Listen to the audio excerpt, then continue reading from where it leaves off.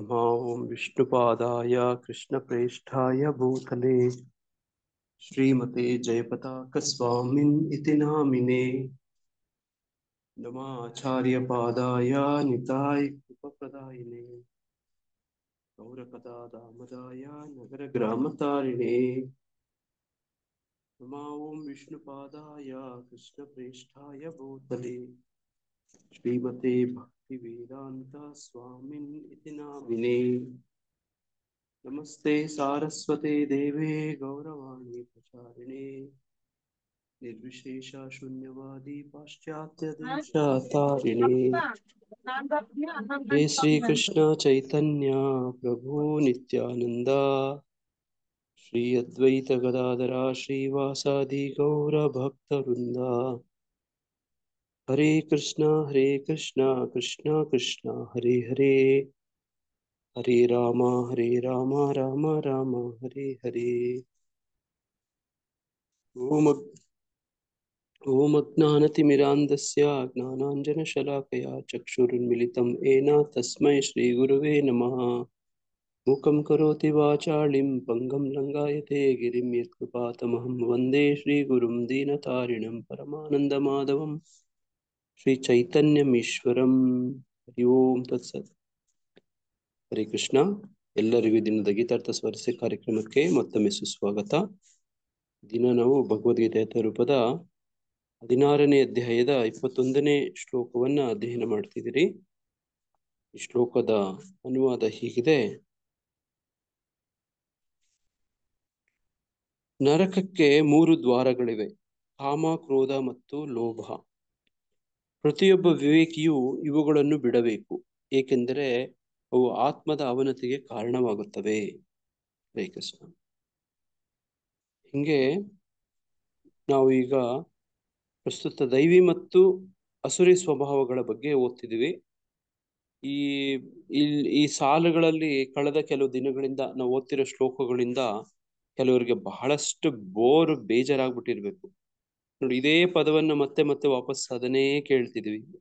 ಏನೇನ್ ಪದಗಳು ಪುನರುಚ್ಚಾರಣೆ ಆಗ್ತಿದಾವೆ? ಕಾಮ, ಕ್ರೋಧ, ಲೋಭ, ಮದ, ಮಾತ್ಸರ್ಯ. ನೋಡಿ, ಇನ್ನೇನು ಹಿಂದಿನ ಪದಗಳು ಏನೇನು ಬರ್ತಿದಾವೆ? ದರ್ಪ, ಅಹಂಕಾರ, ಬಲ. ನೋಡಿ, ಇವೇ ಪದಗಳು. ಕ್ರೂರ, ನರಾಧಮ. ಕೇಳಿ ಕೇಳಿ ಕೇಳಿ ಬೇಜಾರಾಗ್ಬಿಟ್ಟಿದೆ ಅಲ್ವಾ? ನೋಡಿ, ಹಿಂಗೆ ಅಸುರಿ ಸ್ವಭಾವಗಳು ಅಂದ್ರೆ ಹಂಗೇನೆ, ಬಹಳಷ್ಟು ಹಿಂಪಾದಂತ ಪದಗಳೇನಲ್ಲ ಅಲ್ವಾ? ಅಲ್ವಾ ಮಾತಾಜಿ? ಕೇಳಕ್ಕೆ ಬೇಜಾರಾಗುತ್ತೆ ಪ್ರಭುಜಿ ಕೇಳಿ.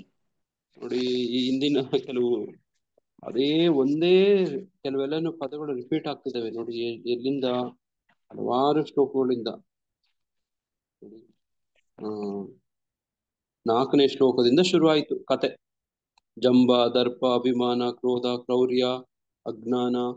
ನೋಡ, ಆಮೇಲೆ 5ನೇ ಶ್ಲೋಕದಲ್ಲಿ ನೋಡ, ಹಂಗೆ ಒಂದೊಂದು ಶ್ಲೋಕಗಳಲ್ಲಿ ಇದೇ ದಂಬ ನೋಡಿ, ನೋಡಿ, ದರ್ಪ, ಅಭಿಮಾನ, ಕ್ರೋಧ, ಕ್ರೌರ್ಯ, ಇವುಗಳೇ ಪುನಃ ಅದೇ ಶಬ್ದಗಳು ಬರ್ತಿದ್ದಾವೆ.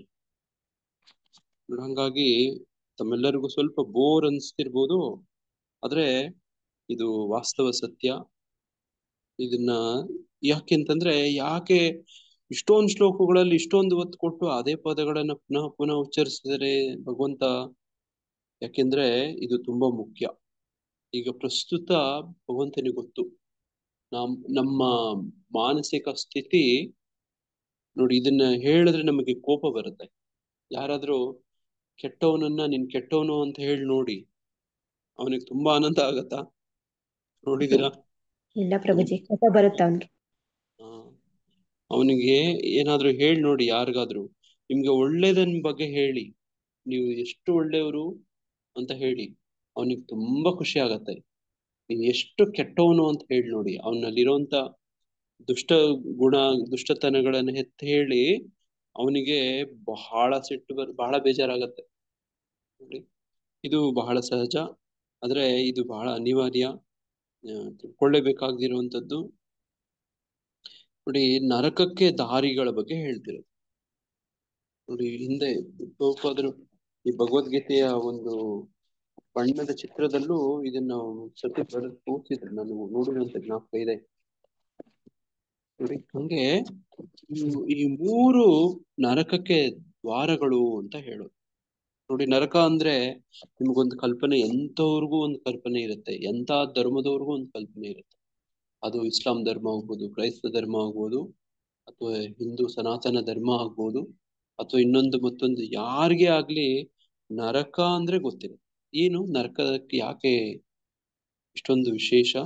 ಏನ್ ನರಕ ಅಂದ್ರೆ ಏನು? ಶಿಕ್ಷೆ ಕೊಡೋ ಜಾಗ. ಆ ನೋಡಿ ದಂಡನೆಗಳಾಗುವಂಥದ್ದು. ಅಲ್ಲಿ ಆ ಸುಖವಾಗಿರ್ತಾರ?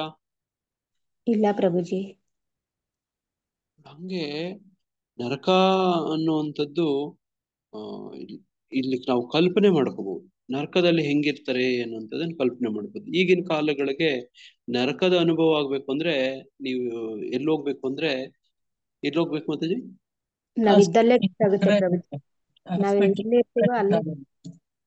ನೋಡಿ ಜಯಮತಿ ರಾಧಾ ಮಾತಾಜಿ ಒಂದ್ ಮಾತು ಹೇಳ್ತಿದ್ದಾರೆ, ಕರೆಕ್ಟ್ ಆಗಿ ಹೇಳ್ತಿದ್ದಾರೆ. ಹೇಳಿ ಮಾತಾಜಿ, ಇನ್ನೊಂದ್ಸತಿ ಹೇಳಿ ಮಾತಾಜಿ. ಹಾಸ್ಪಿಟ್ಲ್ ಎಲ್ಲ ನರಕ ನೋಡ್ಬೋದು. ಹಾಸ್ಪಿಟ್ಲ್ ಅಲ್ಲಿ ನರಕ ನೋಡ್ಬೋದು. ನೋಡಿ ಹಾಸ್ಪಿಟಲ್ ಹೋದ್ರೆ ಇದನ್ನ ಕಾಣ್ಬೋದು. ಇತ್ತೀಚೆಗೆ ಏನಾಗ್ಬಿಟ್ಟಿದೆ ಅಂದ್ರೆ hospital arrival and departure centres ಆಗ್ಬಿಟ್ಟಿದೆ. ನೋಡಿ ಎಲ್ಲಾರು ಹುಟ್ಟೋದು ಹಾಸ್ಪಿಟ್ಲ್ಗಳಲ್ಲೇ ಇತ್ತೀಚೆಗೆ, ಎಲ್ಲರೂ ಸಾಯೋದು ಆಲ್ಮೋಸ್ಟ್ ಹಾಸ್ಪಿಟ್ಲ್ಗಳಲ್ಲಿ. ಈ ತರ ಆಗ್ಬಿಟ್ಟಿದೆ. ನೋಡಿ arrivals and departure, international airport ಹೆಂಗಿರುತ್ತೋ ಆ ತರ ಆಗ್ತಾ ಇದೆ.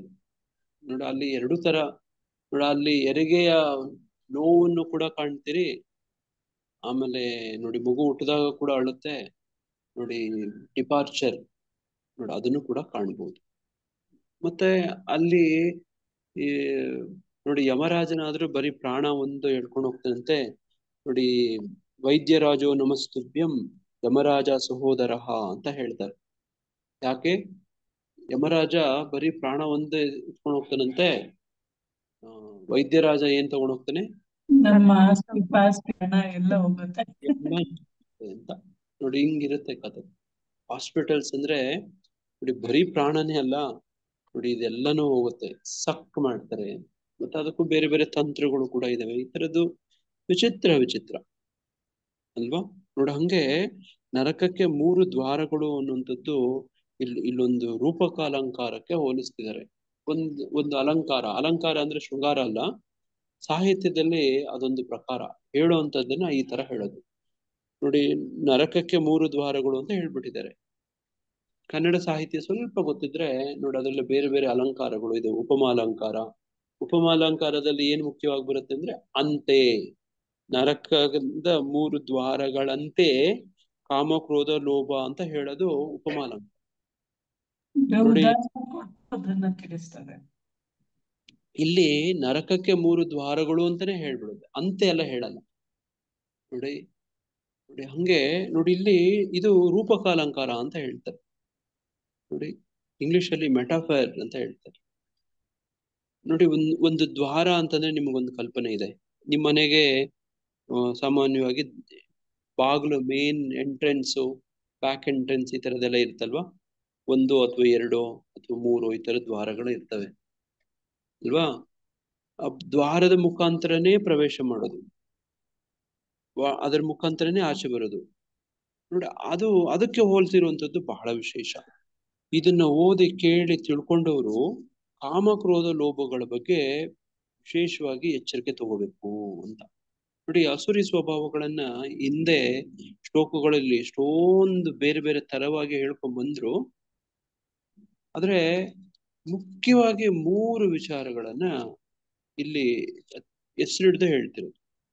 ನೋಡಿ ಹಿಂದಿನ ಶ್ಲೋಕಗಳಲ್ಲೆಲ್ಲ ನೋಡ್ಕೊಂಡು ಹಂಗೆ ಬಂದ್ರೆ ಏನೇನೋ ಬೇರೆ ಬೇರೆ ಪದಗಳೆಲ್ಲ ಇದಾವೆ. ಆದ್ರೆ ಇಲ್ಲಿ ನರಕಕ್ಕೆ ದ್ವಾರ ಅಂತ ಹೇಳ್ತಿರೋದು ಮೂರು, ಮುಖ್ಯವಾಗಿ ಮೂರು. ನೋಡಿ ಹಿಂದಿನ 4ನೇ ಶ್ಲೋಕದಲ್ಲಿ ಜಂಬ, ದರ್ಪ, ಅಭಿಮಾನ, ಕ್ರೋಧ, ಕ್ರೌರ್ಯ, ಅಜ್ಞಾನ. ನೋಡಿ ಹಂಗೆ ಮುಂದಿನ ಶ್ಲೋಕಗಳಿಗೆ ಬಂದ್ರೆ ದೈವಿ ಗುಣಗಳು, ಸುರಿ ಗುಣಗಳು ಬಂಧನಕ್ಕೆ ಸಾಧನವಾಗುತ್ತವೆ. ನೋಡಿ ಹಿಂಗೆ ಹೇಳಿ ಜಗತ್ತಿನಲ್ಲಿ ಸೃಷ್ಟಿಯಾಗುವ 2 ವಿಧಗಳಿವೆ. ನೋಡಿ ಇಂದಿನ ಅಸುರಿ ಪ್ರಕೃತಿಯವರಿಗೆ ಏನ್ ಮಾಡ್ಬೇಕು ಏನ್ ಮಾಡಬಾರ್ದು ಎಂದು ತಿಳಿಯೋದು, ಅವರಲ್ಲಿ ಶುಚಿತ್ವವಿಲ್ಲ. ನೋಡಿ ಶುಚಿತ್ವ ಇಲ್ಲದೆ ಇರುವಂತದ್ದು, ಅದಕ್ಕೆ ನರಕಕ್ಕೆ ದಾರಿ ಅಂತ ಮುಖ್ಯವಾಗಿ ಹೆಸರಿಸ್ತಿದಾರ ಇಲ್ಲಿ? ಇಲ್ಲ. ನೋಡಿ ಅದನ್ನ ಅಷ್ಟಾಗಿ ಹೇಳ್ತಾ ಇಲ್ಲ. ನರಕಕ್ಕೆ ದ್ವಾರ ಮುಖ್ಯವಾಗಿ ಮೂರನ್ನ ಹೆಸರಿಸ್ತಿದ್ದಾರೆ. ನೋಡಿ ಹಂಗೆ ಓದ್ಕೊಂಡು ಬರ್ತಿದೀವಿ. ಅಸುರಿ ಪ್ರಕೃತಿಯವರಿಗೆ ಏನು ಮಾಡಬೇಕು ಏನು ಮಾಡಬಾರದು ಎಂದು ತಿಳಿಯೋದು, ಅವರಲ್ಲಿ ಶುಚಿತ್ವ ಇಲ್ಲ, ಸನ್ನಡತೆ ಇಲ್ಲ, ಸತ್ಯವಿಲ್ಲ. ನೋಡಿ ಇವೆಲ್ಲ ಅಸುರರ ಸ್ವಭಾವ. ನೋಡಿ ಈ ಜಗತ್ತು ಅಸತ್ಯ, ಅದಕ್ಕೆ ಆಧಾರವಿಲ್ಲ, ಅದನ್ನು ನಿಯಂತ್ರಿಸುವ ದೇವರಿಲ್ಲ ಎಂದು ಅವರು ಹೇಳುವರು. ಇದು ಕಾಮದಿಂದ ಹುಟ್ಟಿದ್ದು ಮತ್ತು ಕಾಮವಲ್ಲದೆ ಬೇರೇನು ಕಾರಣವಿಲ್ಲ ಎಂದು ಅವರು ಹೇಳ್ತಾರೆ. ಇಂತಹ ನಿರ್ಣಯಗಳನ್ನು ಅನುಸರಿಸುವ ರಾಕ್ಷಸಿ ಸ್ವಭಾವದವರು ನಷ್ಟಾತ್ಮರು. ಅವರಿಗೆ ಬುದ್ಧಿ ಇಲ್ಲ. ಅವರು ಜಗತ್ತಿನ ನಾಶಕ್ಕೆ ಕಾರಣವಾಗುವ ಉಗ್ರ ಕರ್ಮಗಳನ್ನ ಮಾಡ್ತಾರೆ. ತೃಪ್ತಿಯಾಗದ ಕಾಮವನ್ನು ಆಶ್ರಯಿಸಿ ದಂಭ ಮತ್ತು ಹಣಪ್ರತಿಷ್ಠೆಗಳ ಉನ್ಮಾದದಲ್ಲಿ ಮೈಮರೆತು ಅಸುರಿ ಸ್ವಭಾವದವರು ಮೋಹಕ್ಕೊಳಗಾಗ್ತಾರೆ. ಅಶಾಶ್ವತವಾದ ವಿಷಯಗಳಿಂದ ಆಕರ್ಷಿತರಾಗಿ ಸದಾ ಅಶುಚಿ ಕರ್ಮಗಳಿಗೆ ಬದ್ಧರಾಗಿರ್ತಾರೆ. ನೋಡ್ರಿ ಹಿಂಗೆ ಎಷ್ಟೊಂದು ವಿಚಾರ ವಿಷಯಗಳನ್ನ ಓದ್ಕೊಂಡು ಬಂದಿದೀವಿ. ಅದರಲ್ಲಿ ಮುಖ್ಯವಾಗಿ ಮೂರನ್ನ ಹೆಸರಿಸಿ ಇದಕ್ಕೆ ದ್ವಾರಕ್ಕೆ ಹೋಲಿಸ್ತಿರು, ನರಕಕ್ಕೆ ಹೋಲಿಸ್ತಿರು.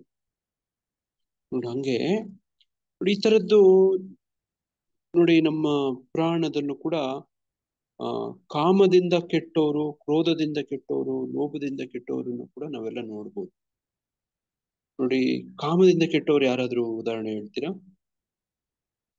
ಇಷ್ಟೊಂದು ಉದಾಹರಣೆಗಳಿದಾವೆ. ಹಿರಣ್ಯಾಕ್ಷನ ಪ್ರಭು, ಹಿರಣ್ಯ, ರಾವಣ, ವಿಶ್ವಾಮಿತ್ರ ಪ್ರಭು, ರಾವಣ, ನರಕಕ್ಕೆ ಬಹಳ ಕಷ್ಟ ಅನುಭವಿಸಿದವರು. ನೋಡಿ ಈ ತರದ್ದು ನೀವು ಬೇಕಿದ್ರೆ ಹೆಸರಿಸ್ಬೋದು. ಅಜಮಿಳನ ನೋಡಿ, ಅಜಮಿಳನನ್ನ ನರಕಕ್ಕೆ ಎಳ್ಕೊಂಡು ಹೋಗೋಕೆ ಯಮದೂತರು ಬಂದು ಎಳಿತಾ ಇದ್ರು.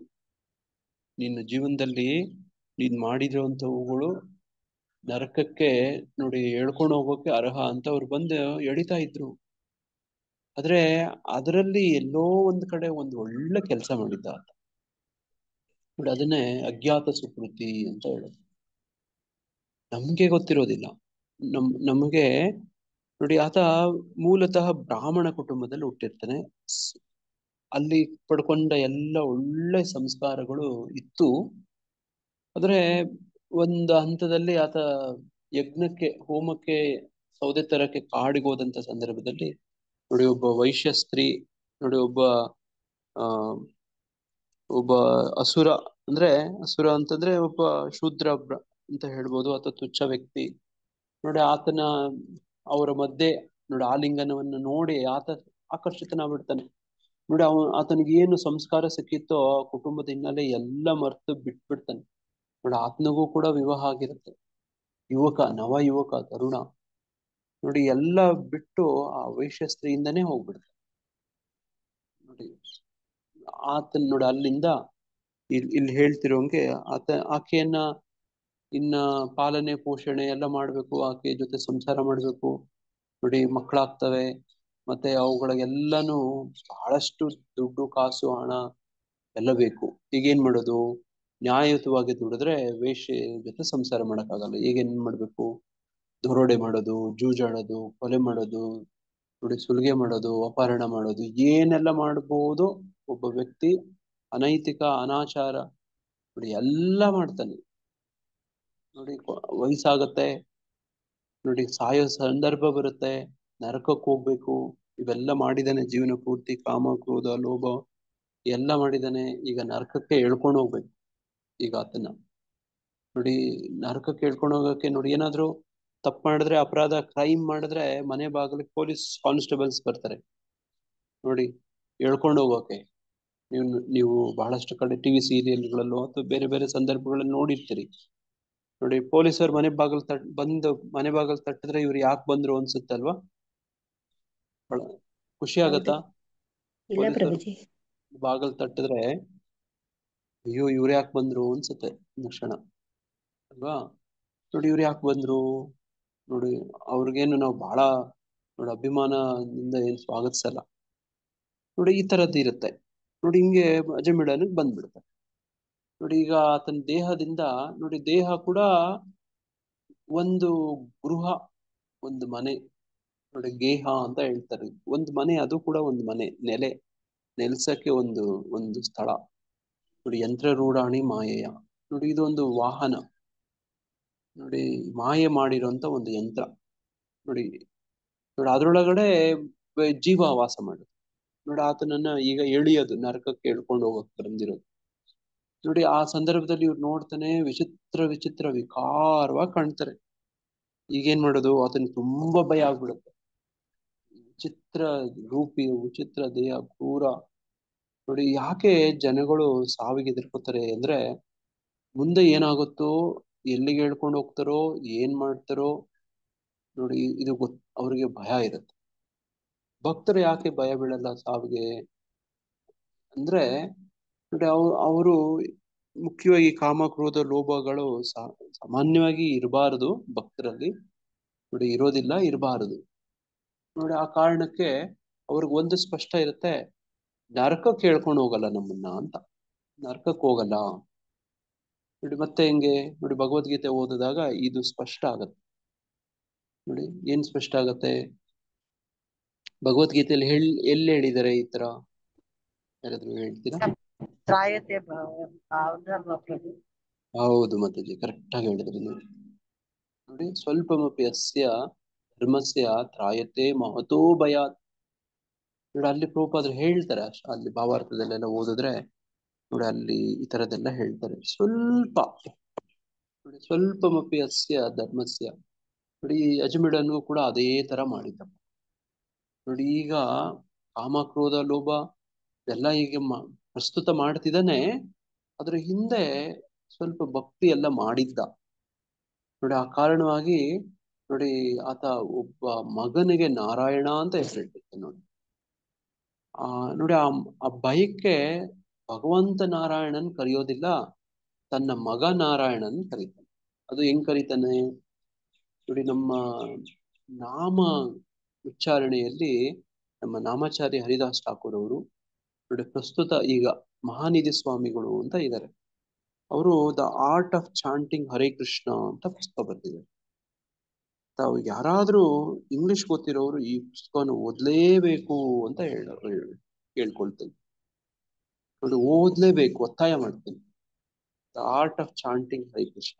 ಮುಂದಿನ ದಿನಗಳಲ್ಲಿ ಇದ್ರ ಬಗ್ಗೆನೂ ಒಂದು ಕ್ಲಾಸ್ ಮಾಡೋಕೆ ಒಂದು ಪ್ರಯತ್ನ ಮಾಡೋಣ.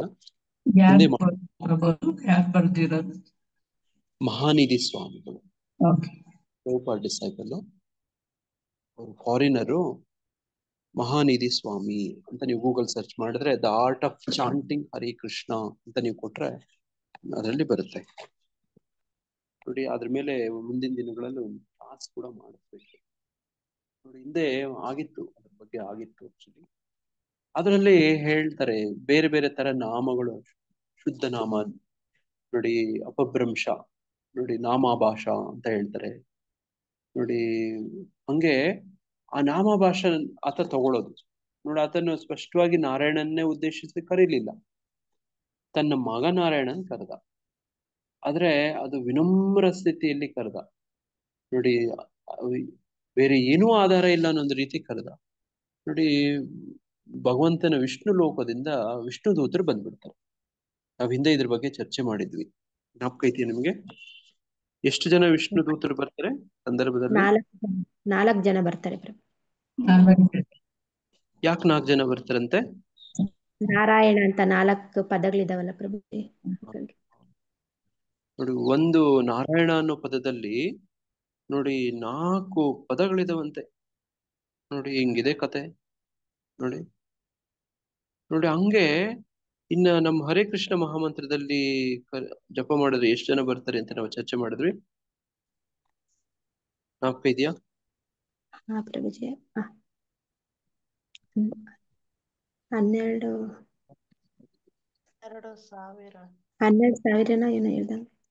12,000 ಪ್ರಭು. 12,000 ನೋಡಿ. ಲೆಕ್ಕ ಮಾಡಿದ್ರಿ ಅಲ್ವಾ ಮತ್ತೆ ಇವತ್ತು ನೀವು? ಹೌದು ಪ್ರಭುಜಿ, 12,000 ಅನ್ನೋದು.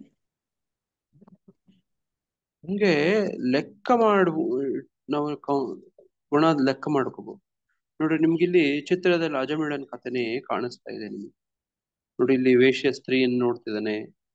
ನೋಡಿ ಇಲ್ಲಿ ನೋಡಿ ವಿಷ್ಣು ದೂತರು ಎಷ್ಟು ಜನ ಇದ್ದಾರೆ ನೀವೇ ಲೆಕ್ಕ ಹಾಕೊಳ್ಳಿ. ಒಂದೊಂದು ಚಿತ್ರದಲ್ಲೂ ಲೆಕ್ಕ ಹಾಕೊಳ್ಳಿ. 4 4 ಜನ. 4 ಜನ. ನರಕಕ್ಕೆ ಎಳ್ಕೊಂಡು ಹೋಗೋಕೆ ಎಷ್ಟು ಜನ ಬಂದಿದ್ದಾರೆ? 3 ಜನ ಪ್ರಭುಜಿ. ಯಾಕೆ ಬಂದಿದ್ದಾರೆ? ಅದೇ ಕಾಮ, ಕ್ರೋಧ, ಲೋಭ. ದ್ವೇಷ. ನೋಡಿ ಕಾಮ ಕ್ರೋಧ ಲೋಭ 3 ಜನ.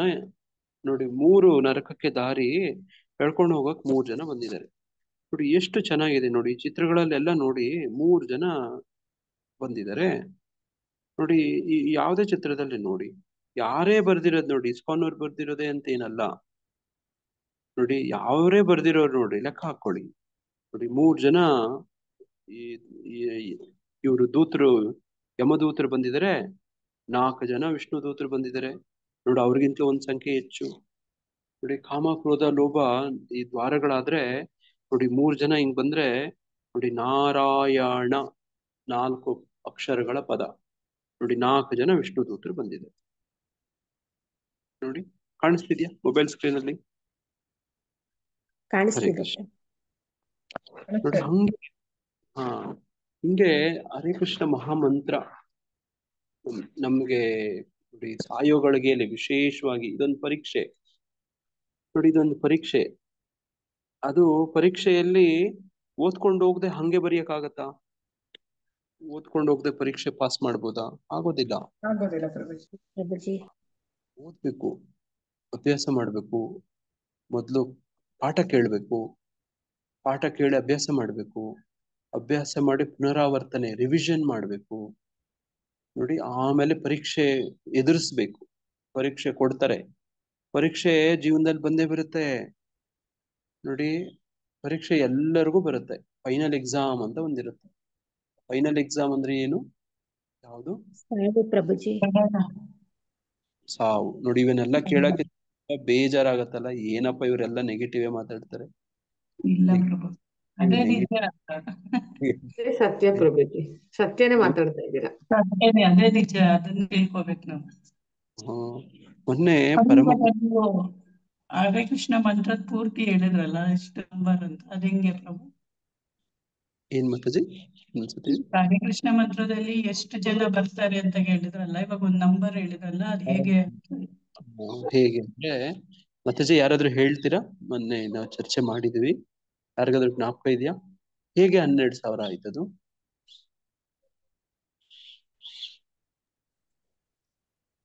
ಒಂದು ಕೃಷ್ಣ ರಾಮ 1000 ರಾಮನಾಮಕ್ಕೆ ಸಮ ಆ ಪ್ರದಾನ ಮಾಡಿದ್ರು. Very good Mataji. ನೋಡಿ ಒಂದು ವಿಷ್ಣು 1000 ನೋಡಿ 1000 ವಿಷ್ಣು ನಾಮ 1 ರಾಮನಾಮಕ್ಕೆ ಸಮ. ಅದು ಎಲ್ಲಿ ಹೇಳ್ತಾರೆ? ವಿಷ್ಣು ಸಹಸ್ರ. ಭಗವಂತ ಶಂಕರ ತನ್ನ ಪತ್ನಿ ರಾಮ ರಾಮ ರಾಮೇತಿ ರಮೇ ರಾಮೇ ಮನೋರಮೆ ನೋಡಿ ಅಲ್ಲಿ ನಿಮ್ ಬಂತು. ಅದು ಒಂದು ವಿಷ್ಣು ನಾಮ 12 ನೋಡಿ 1000 ವಿಷ್ಣು ನಾಮ 1 ರಾಮನಾಮಕ್ಕೆ ಸಮ. ಇದು ವಿಷ್ಣು ಸಹಸ್ರನಾಮದಲ್ಲೇ ಬರುತ್ತೆ. ಆದ್ರೇನು ಕೂಡ ನಾವು ರಾಮನಾಮ ಹೇಳ್ದೆ ವಿಷ್ಣು ನಾಮನೇ ಹೇಳ್ತೀವಿ. ನೋಡಿ ನಮ್ಗೆ ವಿಷ್ಣುನಾಮ ಸಹಸ್ರನಾಮ ಹೇಳೋಣ, ತುಂಬಾ ಚೆನ್ನಾಗಿರುತ್ತೆ. ಆದ್ರೆ ಅದನ್ನ ಹೇಳ್ಬೇಕಂದ್ರೆ ಉಚ್ಚಾರಣೆ ದೋಷ ಇಲ್ಲದೆ ಹೇಳ್ಬೇಕು. ಬುದ್ಧಿವಂತರು ಒಂದ್ಸತಿ ರಾಮ ಅಂತ ಹೇಳಿ 1000 ವಿಷ್ಣುನಾಮ ಹೇಳಕ್ ಸಮ ಮಾಡ್ಕೊಂಡ್ಬಿಡ್ತಾರೆ. ನೋಡಿ ಹೆಂಗೆ ಇದು ಹೆಂಗಪ್ಪ ಅರ್ಥ ಮಾಡ್ಕೊಳ್ಳೋದು ಅಂದ್ರೆ, ನೋಡಿ ನಿಮಗೆ 500 ರೂಪಾಯಿ ನೋಟ್ ಅಲ್ಲಿ ಎಷ್ಟು 1 ರೂಪಾಯಿಗಳಿರ್ತವೆ? 100 ಇರುತ್ತೆ ಪ್ರಭುಜಿ. 500 ಇರುತ್ತೆ ಅಲ್ವಾ? 500 ರೂಪಾಯಿ ನೋಟ್ ಅಲ್ಲಿ 1 ರೂಪಾಯಿಗಳು 500 ಇರುತ್ತೆ. 10 ರೂಪಾಯಿಗಳು 50 ಇರ್ತವೆ ಅಲ್ವಾ? 10 50 ಇರ್ತವೆ. 100 ರೂಪಾಯಿಗಳು 500 ಅಲ್ಲಿ ಎಷ್ಟು ನೋಟ್? 5 ಇರುತ್ತೆ. 200 ರೂಪಾಯಿ 2 ಇರುತ್ತೆ. ಒಂದು 100 ಇರುತ್ತೆ. 2 ಅಲ್ವಾ? ಅಂದ್ರೆ ಹಂಗೆ ಲೆಕ್ಕ ನೋಡಿದ್ರೆ ನೋಡಿ ಅದೇ ತರನೇ ಈ ನಾಮಗಳಲ್ಲೂ ಕೂಡ ಹಂಗೆ ಆತರ ಶಕ್ತಿ ತುಂಬಿರುತ್ತೆ. ನೋಡಿ ಒಂದೊಂದು ನಾಮಗಳನ್ನ ನಿಮಗೂ ಅಷ್ಟೇನೆ, ನೀವು ನಿಮ್ಮ ಮಕ್ಕಳನ್ನ ಅಥವಾ ನಿಮ್ಮ ಮನೆಯಲ್ಲಿ ನಿಮ್ಮನ್ನೇ ಆಗ್ಲಿ ನಿಮ್ಮ ಮಕ್ಕಳನ್ನೇ ಆಗ್ಲಿ ನೀವು ಒಂದೇನೋ ಮನೆಯಲ್ಲಿ ಒಂದು ವಿಶೇಷ ಹೆಸರಿಂದ ಕರಿತಿರ್ತೀರಿ. ಆ ಹೆಸರಿಂದ ಕರೆದ್ರೆ ಅವ್ರಿಗೆ ಖುಷಿ. ಆ ಹೆಸರು ಬಿಟ್ಟು ಬೇರೆ ಹೆಸರು ಕರೆದ್ ನೋಡಿ ಅವ್ರಿಗೆ ಬೇಜಾರಾಗತ್ತೆ. ನೋಡಿ, ಆ ಹೆಸರು ಕರೆಯೋದ್ರಲ್ಲೇ ವ್ಯಕ್ತಿಗೆ ಬೇರೆ ಬೇರೆ ವ್ಯತ್ಯಾಸ ಇದೆ. ಇರುತ್ತಾ? ಇರುತ್ತೆ, ಖಂಡಿತ ಇರುತ್ತೆ.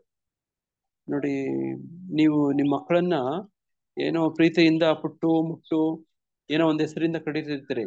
ಅವ್ರ ಹೆಸರು ಹಿಡಿದು ಕರೆದ್ರೆ ಅವ್ರಿಗೆ ಸ್ವಲ್ಪ ವ್ಯತ್ಯಾಸ ಅನ್ಸುತ್ತೆ. ನೋಡಿದೀರಾ? ಗಮನಿಸಿದೀರಾ ಈ ತರ? ಗಮನಿಸಿದೀವಿ ಪ್ರಭುಜಿ. ನಿಮ್ ಹೌದು, ನಿಮ್ಮ ಪ್ರೀತಿಯಿಂದ ಕರೆದ್ರೆ ಅವ್ರದ್ದು ಮುಖ ಸ್ವಲ್ಪ ಹಳ್ಳಿ ಇರುತ್ತೆ. ನಿಮ್ ಮನೆ ಯಜಮಾನ್ರು ಈಗ ಮಾತಾಜೀಸು ನಿಮ್ಮ ಗಂಡಂದ್ರನ್ನ ಮಿಸ್ಟರ್ ಅಂತ ಅವ್ರ ಹೆಸರು ಹಿಡಿದು ಕರೆದ್ ನೋಡಿ, ಅವ್ರ ಒಂಥರ ವಿಚಿತ್ರ, ಸ್ವಲ್ಪ ವಿಚಿತ್ರ ಅನ್ಸುತ್ತೆ ಅಲ್ವಾ? ನೀವು ಬೇರೆ ತರ ಕರಿತಿರ್ತೀರಿ ನಿಮ್ ಮನೆಯಲ್ಲಿ ಅಲ್ವಾ? ಅವ್ರ ಹೆಸರು ಹಿಡಿದು ಕರೀರಿ ಅಥವಾ ಇನ್ನೊಂಥರ ಬೇರೆ ಕರೀರಿ.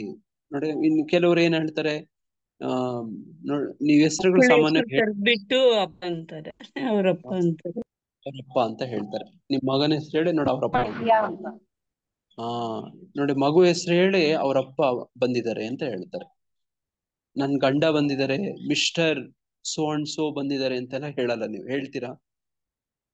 ಶ್ರೀಮಾನ್ ಇವ್ರು ಬಂದಿದ್ದಾರೆ ಅಂತ ಹೇಳಿ ಹೇಳಲ್ಲ ನಿಮ್ ಪ್ರಭುಜಿ.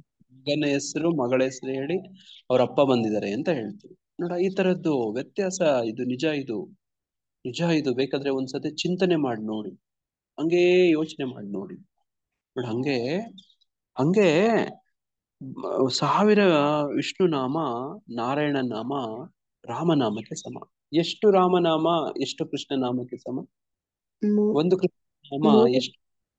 ಮೂರು ನೂರು. ರಾಮನಾಮ ಮೂರು ಒಂದು ಕೃಷ್ಣನಾಮಕ್ಕೆ ಒಂದು ಸಮ. ಕೃಷ್ಣ ನಾಮಕ್ಕೆ ಸಮ. ನೋಡಿ, ಒಂದ್ಸತಿ ಕೃಷ್ಣ ಅಂದ್ರೆ ನೀವು 3000 ನಾರಾಯಣ ನಾಮ ವಿಷ್ಣು ನಾಮ ಹೇಳೋದಕ್ಕೆ ಸಮ ಆಗ್ಬಿಡುತ್ತೆ. ಈಗ ನಾವು ಲೆಕ್ಕ ಹಾಕೊಳ್ಳೋಣ, ಎಷ್ಟು ಸತಿ ಕೃಷ್ಣ ಅಂತ ಬರುತ್ತೆ, ಎಷ್ಟು ಸತಿ ರಾಮ ಅಂತ ಬರುತ್ತೆ. ಇದೆಲ್ಲ ಲೆಕ್ಕಾಚಾರ ಮಾಡಿದ್ರೆ ಈಗ ನಮ್ಗೆ ಎಷ್ಟು ಬರುತ್ತೆ ಅಂದ್ರೆ 12,000 ಅಂತ ಅವತ್ತು ಲೆಕ್ಕ ಹಾಕೊಂಡ್ವಿ. ಹೌದಾ? ಹೌದು ಹೌದು ಪ್ರಭುಜಿ. ಪ್ರಭುಜಿ. ಹೌದು ಅಲ್ವಾ? ಪ್ರಭುಜಿ. ನೋಡಿ, ಹಂಗೆ ಒಂದ್ಸತಿ ಪಿನ್ ಪೇಪರ್ ತಗೊಂಡ್ ಬೇಕಾದ್ರೆ ನೀವೇ ಲೆಕ್ಕ ಹಾಕೊಳ್ಳಿ. ಇಷ್ಟೇ ವಿಷಯ. ನೋಡಿ, ಹಂಗೆ ನೋಡಿ 12 ವಿಷ್ಣು ದೂತ ಬಂದ್ಬಿಡ್ತಾರಂತೆ.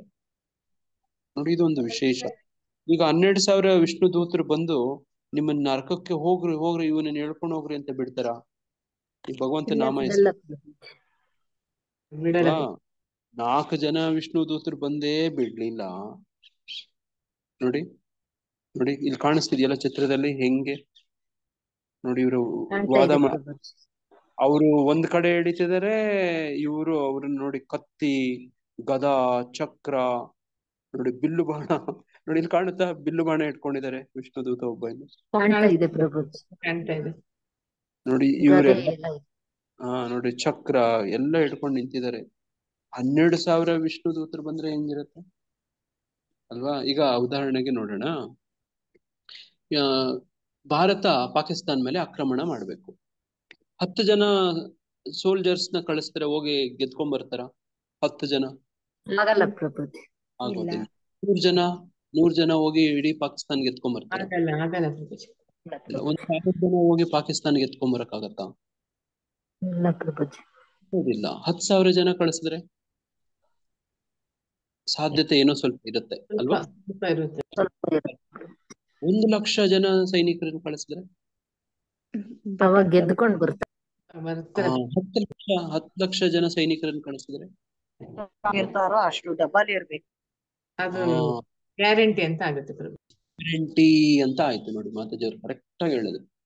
ಅದೇ ತರನೇ ನೋಡಿ, ಒಂದು ನಾರಾಯಣ ನಾಮ ಕರೆದು 4 ಜನ ಸೈನಿಕರು ಬರ್ತಾರೆ. ನೋಡಿ, ಆ ಕಡೆಯಿಂದ 3 ಜನ ಯಮದೂತರು ಬಂದಿರ್ತಾರೆ.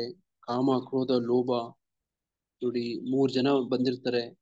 ನೋಡಿ, ಈ ಕಡೆಯಿಂದ ನಾರಾಯಣ ಅಂತ ಕರೆದ್ರೆ 4 ಜನ ಬರ್ತಾರೆ.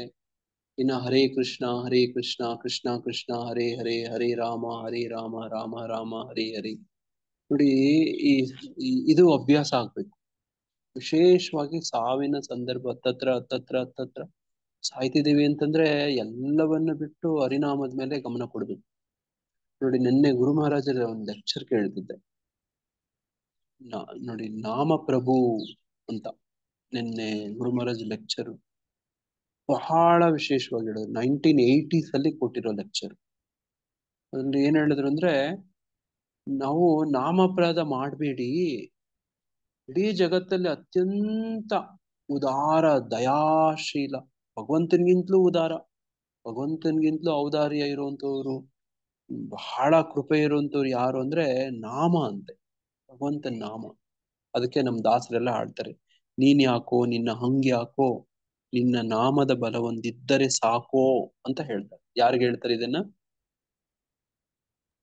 ಯಾರಿಗೆ ನಮ್ಗೆ ಹೇಳೋದು ಇದನ್ನ? ಭಗವಂತನಿಗೆ ಪ್ರಭುಜಿ. ಭಗವಂತನಿಗೆ ಹೇಳ್ತಾರೆ. ಹಾ ನೋಡಿ, ಬುದ್ಧಿವಂತರು ನೀವು ಕ್ಯಾಚ್ ಮಾಡ್ಕೊಂಬಿಟ್ರಿ. ಭಗವಂತನಿಗೆ ಪ್ರಾರ್ಥನೆ ಮಾಡ್ತಾರೆ, ನೀನ್ ಯಾಕೋ ನಿನ್ನ ಹಂಗೆ ಯಾಕೋ ಅಂತ. ಹಿಂಗೆ ಹೇಳಿದ್ರೆ ಪರವಾಗಿಲ್ವಾ? ನಿನ್ ನನ್ಗೆ ಯಾಕೆ ಬೇಕೋ, ಹೋಗಲೇ ಅಂದ್ರೆ ಪರವಾಗಿಲ್ವಾ? ಅಲ್ಲಿ ಪ್ರೀತಿ ಪ್ರೇಮ ಇದ್ರೆ ಭಕ್ತಿ ಇದ್ರೆ ಹಂಗೆಲ್ಲ ಹೇಳ್ಬೋದು ಪ್ರಭುಜಿ. ನೀನ್ ಯಾಕೋ ನಿನ್ನ ಹಂಗೆ ಯಾಕೋ, ಹಂಗು ನಿನ್ ಸಪೋರ್ಟೇ ಬೇಡ ಅಂತ. ಮತ್ತೇನ್ ಬೇಕು? ನಿನ್ನ ನಾಮದ ಬಲ ಇದ್ದರೆ ಸಾಕು.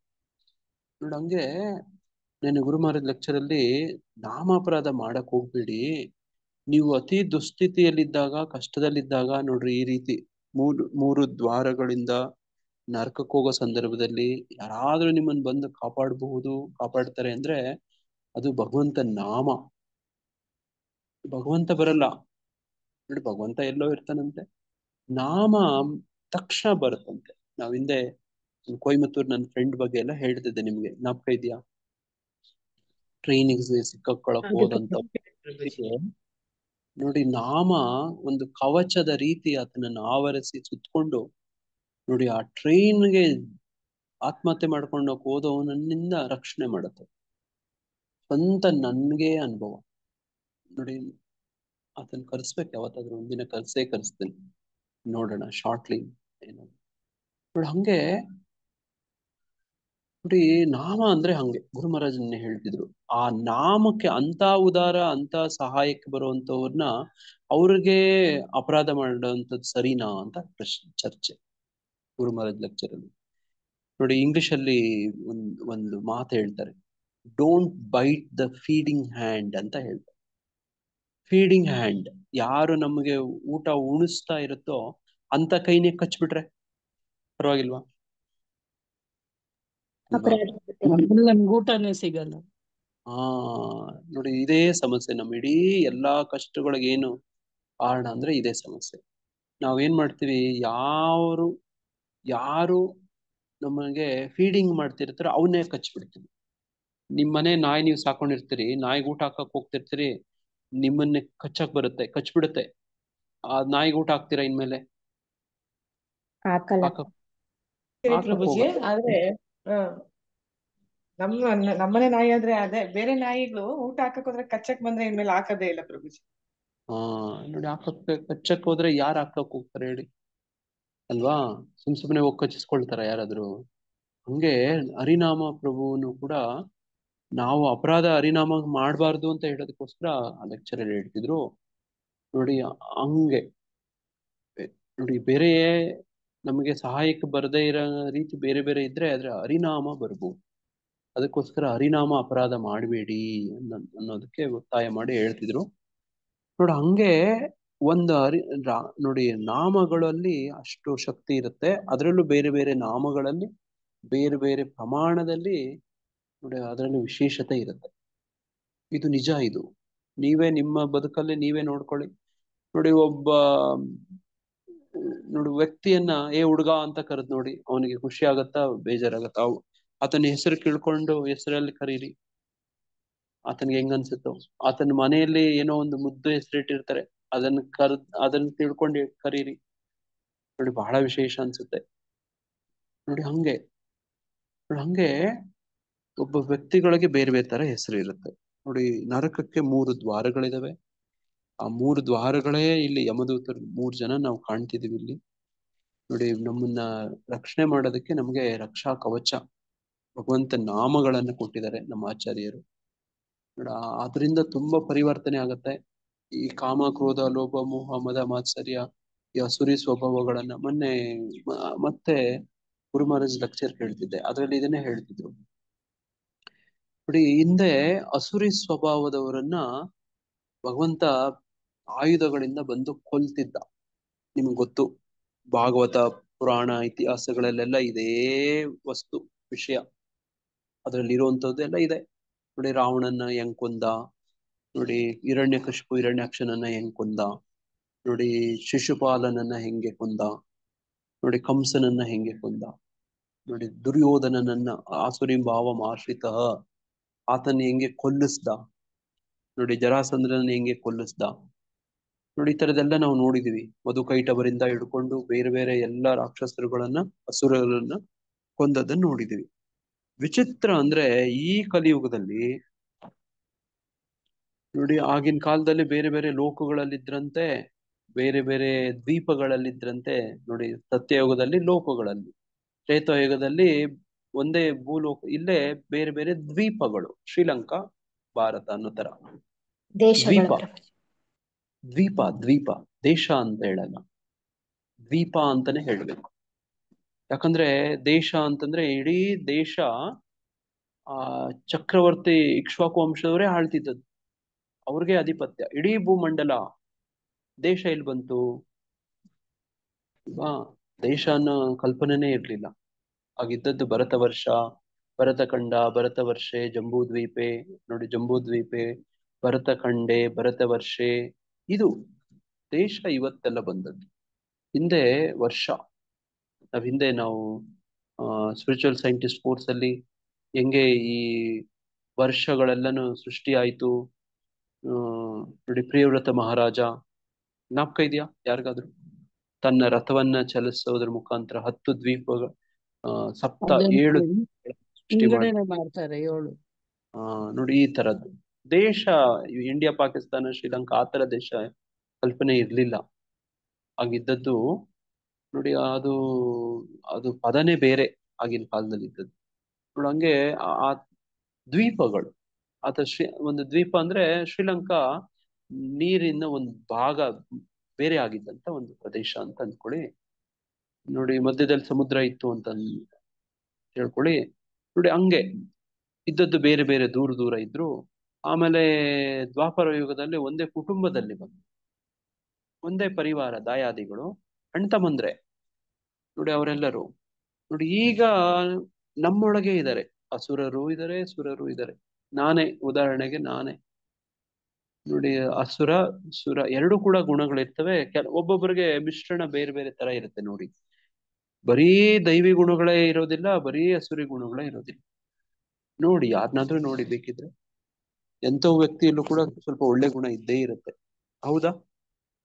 ಎಂತ ವ್ಯಕ್ತಿಯಲ್ಲೂ ಸ್ವಲ್ಪ ಒಳ್ಳೆ ಗುಣ ಇದ್ದೇ ಇರುತ್ತೆ, ಹೌದಾ? ಹೌದು ಪ್ರಭುಜಿ, ಇರುತ್ತೆ. ನೋಡಿ, ಅದನ್ನೇ ನಾವು ಹಿಂದೆ ಚರ್ಚೆ ಮಾಡಿದ್ವಿ. ನೋಡಿ, ಇವರು ಯಾರದು, ತಿರುಮಲೆ ರಾಜಮ್ಮ.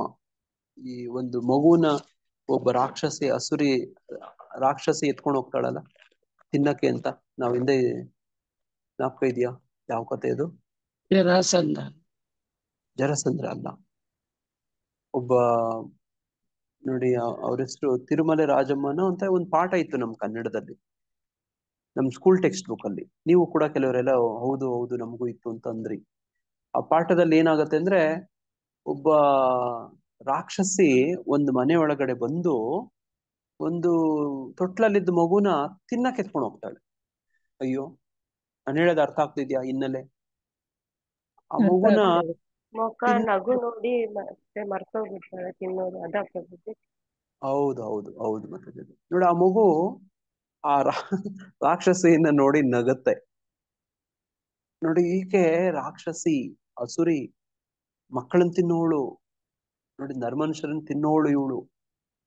ನೋಡ್ತಾಳೆ, ಆ ಮಗು ನಗತ್ತೆ, ಮುಗುಳ್ ನಗು, ಆಡತ್ತೆ, ನಗತ್ತೆ.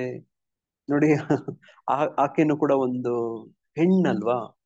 ನೋಡಿ, ರಾಕ್ಷಸಿ ಆದ್ರೇನು ಕೂಡ ಒಂದು ಹೆಣ್ತನ ಅಂತ ಇರುತ್ತೆ, ತಾಯ್ತನ ಅಂತ ಇರುತ್ತೆ. ನೋಡಿ, ಒಂದು ಮಮತೆ ಅನ್ನೋದು ಎಲ್ಲೋ ಒಂದ್ ಕಡೆ ಇರುತ್ತೆ. ಇದನ್ನ ನನಗೆ ಆ ಪಾಠ ತುಂಬಾ ಇಷ್ಟ ಆಯ್ತು.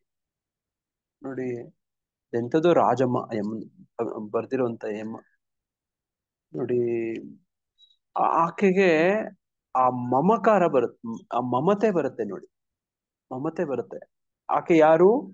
ರಾಕ್ಷಸಿ. ರಾಕ್ಷಸಿ ಯಾರು? ಒಂದು ಸ್ತ್ರೀ. ನೋಡಿ ಒಂದು ಸ್ತ್ರೀಯಲ್ಲೂ ಕೂಡ ನೋಡಿ ಆ ತರ ಮಮತೆ ಬರೋದು, ವಾತ್ಸಲ್ಯ ಭಾವ ಬರೋದು, ಅಯ್ಯೋ ಇದು ಮಗು ಅನ್ನೋದು ನೋಡಿ. ನೋಡಿ ಆಕೆ ವಾಪಸ್ ತಂದು ಇಟ್ಟು ಹೋಗ್ಬಿಡ್ತಾರೆ. ರಾಕ್ಷಸಿ ಮಗುನ್ ತಿನ್ನೋದಿಲ್ಲ ನೋಡಿ. ಆ ತರದ ಒಂದು ಒಳ್ಳೆ ಕಥೆ, ಸೂಪರ್ ಸ್ಟೋರಿ ನೋಡಿ. ಆ ತರದ್ ಎಲ್ಲ ಪಾಠಗಳಿತ್ತು ನಮ್ಗೆಲ್ಲ. ಇದರಿಂದ ಏನ್ ಅರ್ಥ ಆಯ್ತು? ಎಂತ ಅಸುರರಲ್ಲೂ ಕೂಡ ಸ್ವಲ್ಪ ನೋಡಿ ದೈವಿ ಗುಣಗಳು ಕೂಡ ಇರ್ತವೆ ನೋಡಿ. ದೈವಿ ಗುಣಗಳೆಲ್ಲ ಇರೋರಲ್ಲಿ ಅಸುರಿ ಗುಣಗಳು ಕೂಡ ಇರ್ತವೆ. ಉದಾಹರಣೆ ಯಾರಾದ್ರೂ ಹೇಳ್ತೀರಾ? ದೇವೇಂದ್ರನಲ್ಲಿ ಅಸುರಿ ಸ್ವಭಾವಗಳು ಇಂದ್ರ ಇಂದ್ರ ಪ್ರಭುಜಿ. ಇಂದ್ರ ಅದೇ ಇದೆ ಇತ್ತೋ ಇರ್ಲಿಲ್ವಾ ದೇವೇಂದ್ರನಲ್ಲಿ? ಇತ್ತು ಸ್ವಲ್ಪ ಪ್ರಭುಜಿ. ಇತ್ತು. ಆದ್ರಿಂದಾನೇ ಅವರು ದಿತಿ ಮಕ್ಕಳನ್ನ ಎಲ್ಲ ಸಾಯಿಸಕ್ಕೆ ಹೋಗ್ತಾರೆ. ತರ ಇನ್ನು ಬಹಳಷ್ಟು ಉದಾಹರಣೆಗಳಿದಾವೆ. ಪ್ರಹ್ಲಾದನ್ನ ತೆಗಿಬೇಕು ಅನ್ಬಿಟ್ಟು ಆವಾಗ್ಲೂನು ಮೋಸ ಮಾಡಕ್ ಹೋಗ್ತಾರಲ್ಲ ಪ್ರಭು ದೇವೇಂದ್ರ. ಹೌದು ಹೌದು ನೋಡಿ. ಇನ್ನು ನೋಡಿ ಅಹಲ್ಯೆ ವಿಷಯದಲ್ಲಿ ನಿಮ್ಗೆ ಗೊತ್ತು ಏನಾಗುತ್ತೆ. ಕಾಮ ನೋಡಿ ನೋಡಿ ಇಂದ್ರ ನೋಡಿ ಅಹಲ್ಯೆ ಇಂದ್ರನ ಕತೆ ಗೊತ್ತಲ್ವಾ ನಿಮ್ಗೆ? ಗೌತಮ ಅಹಲ್ಯೆ ಅಲ್ವಾ? ಆಕೆ ಕಲ್ಲಾಗ್ಬಿಡ್ತಾಳೆ. ಈ ತರದ್ದೆಲ್ಲ ಕತೆ ಗೊತ್ತು ನಿಮ್ಗೆ, ಗೊತ್ತಿದೆ ಅಂತ ಅನ್ಕೊಳ್ತೇನೆ. ನೋಡಿ ಗೊತ್ತಿದೆ. ಇಂದ್ರ ಗೊತ್ತಿದೆ.